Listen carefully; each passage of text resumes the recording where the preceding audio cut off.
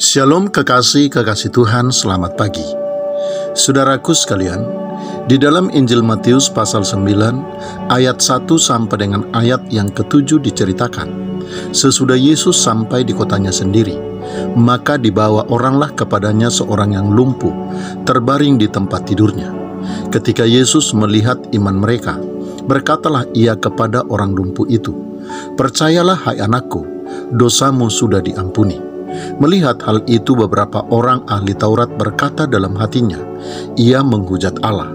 Tetapi Yesus mengetahui pikiran mereka lalu berkata, "Mengapa kamu memikirkan hal-hal yang jahat di dalam hatimu? Manakah lebih mudah mengatakan, 'Dosamu sudah diampuni,' atau mengatakan, 'Bangunlah dan berjalanlah'? Dan supaya ahli-ahli Taurat tahu bahwa di dunia ini Yesus berkuasa mengampuni dosa, maka ia berkata kepada orang lumpuh itu, 'Bangunlah, angkatlah tempat tidurmu, dan pulanglah ke rumahmu.' Dan orang itu pun bangun lalu pulang."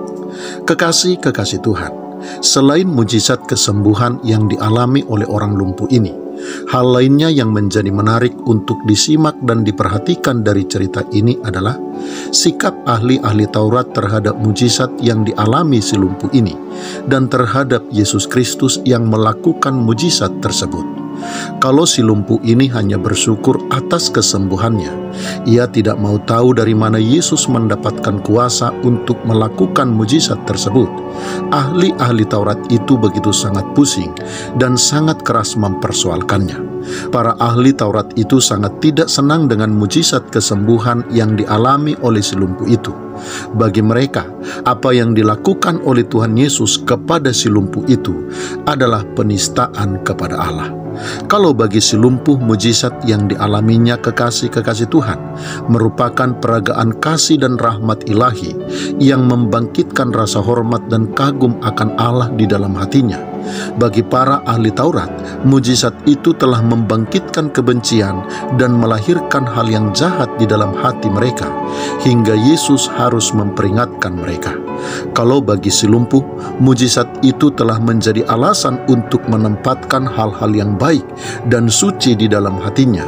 Bagi ahli-ahli Taurat, mujizat itu telah menjadi alasan untuk menanamkan kebencian dan ketidakbenaran di dalam hati mereka. Dan hal itulah yang akan menuntun mereka pada tindakan dan perbuatan yang jahat kepada Tuhan Yesus di kemudian hari. Kekasih-kekasih Tuhan, barangkali kita juga sependapat dengan para pembaca Alkitab lainnya yang akan menilai ahli-ahli Taurat tersebut sebagai orang-orang yang bermasalah dengan hatinya. Namun demikian, kekasih-kekasih Tuhan, kita juga harus waspada dengan hati kita.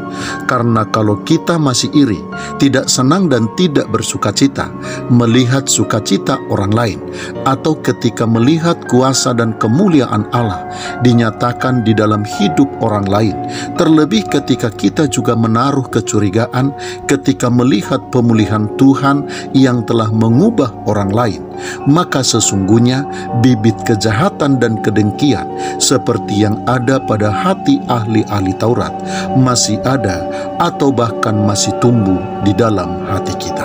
Selamat pagi, Tuhan Yesus memberkati. Shalom.